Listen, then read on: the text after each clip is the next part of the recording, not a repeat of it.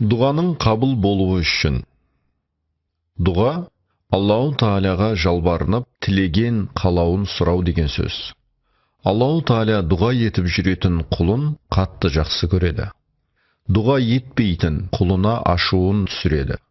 Дұға мұсылманның қаруы, діннің негізі, тірегі және жерлер мен көктерге жарық шашатын нұр болып табылады. Дұға басқа келген бәлелерді қайтарады, келмегендерінің келуіне тосқауыл болады. Аллаху Тааля Құраны Кәрімде маған халис, таза көңілмен дұға етіңдер, мұндай дұғаларды қабыл етемін деп бұйырған. Аллаху Тааля барлық нәрселерді себеппен жаратуда. Нығметтерін себептері арқылы жіберуде. Сол секілді зияндарды, дерттерді кетіру үшін және пайдалы нәрселерді беру үшін де дұғаны себеп қылған. Бүкіл пайғамбарлар дұға еткені секілді, үмметтеріне де дұға етулерін әмір еткен. Дұғаның қабыл болуы үшін алдымен күнәларға өкініп, тәуба ету керек. Истихфар, әстағфируллах айтып, садақа беру керек. Иманын ахли сүннет ғалымдарының білдіргендеріне сәйкес түзету керек. Дұғаның қабыл болатынына сену керек. Тізерлеп қыблаға қарап отырып, алдымен хамд, шүкір және салауат айту керек. Осылай айтылған дұға қабыл болмаса да, сауабы мол болады. Дұғаның қабыл болуы үшін халалдан тамақтанып, халалдан киіну керек. Харамнан азып жеген адамның дұғасы 40 күн қабыл болмайды. Дұға еткенде көңіл ояу, сергек болуы, ой жинақы болуы керек. Не айтқанынан хабары болмаған ғафылдың көңілі басқа жақта болған адамның дұғасы қабыл болмайды. Дұғаның қабыл болуы үшін асықпау керек. Дұға етуді тоқтатпау керек, жалықпау керек. Аллаху Тааля дұға етуді және дұға еткен адамды жақсы көреді. Дұғаны қабыл еткенімен де сұралған нәрсені кешіктіріп, дұғаның және сауабының көп болуын қалайды.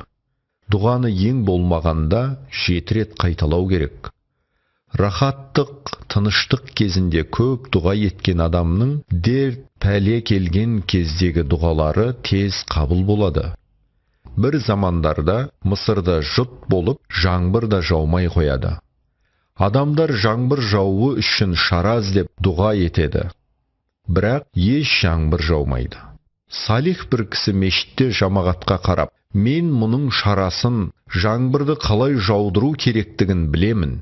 Әрбір адам садақа берсін, сонда дұға қабыл болады дейді де, менің мына шапанымнан басқа еш нәрсем жоқ, мен шапанымды беремін деп, шапанын шешіп ортаға қояды. Одан кейін адамдар несі бар болса ортаға жинап, мұны кедейлерге таратады.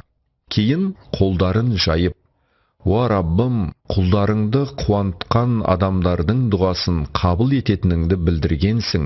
Біз сенің кедей құлдарыңды қуанттық, я Рабби» дегенінде, көк бембек ашық аспан бірден қара бұлттармен қапталып жаңбыр жауа бастайды. Себептеріне жүгінбей жасалған дұғаны пайдасыз тәмәнни деп атайды. Үміттенбей сұралған нәрсеге тәмәнни делінеді. Үміттеніп сұралған нәрсеге ража делінеді. Дұғада сұралған нәрсенің себептеріне қауыштыруын тілеу керек. Хадис шәрифте еңбек етпестен дұға еткен адам қарусыз соғысқа аттанған әскермен бірдей деп бұйырылған. Дәрі қабылдау, аяти керимелерді оқу, дұға ету адамдардың өмірін ұзартпайды, өліміне кедергі болмайды, ажалын кешіктірмейді. Бірақ ажалы келмеген адамның дерттерін кетіріп, ауруын жеңілдетіп, дені сау, рахаттықта және қуанышта өмір сүруіне себеп болады. Науқасқа сау адамның органдарын алып салу секілді операциялар, вакциналар, медициналық шаралар өлімге кедергі болмайды, тек өмірі барларға пайдалы болады.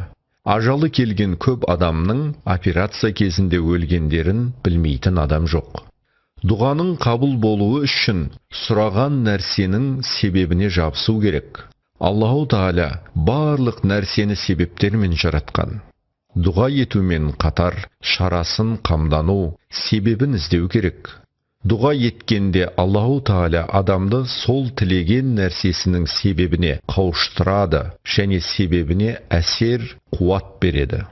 Егер дұғаларымыздың қабыл болуын қаласақ, шарттарына мойын сұнуымыз, біреудің дұғасын, разылығын алуымыз керек.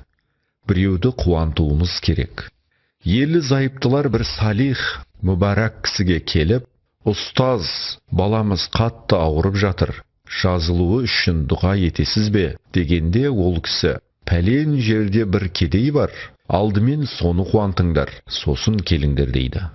Кедейді қуантқаннан кейін айтылған дұғамен бала жазылып, орнынан тұрып кетеді.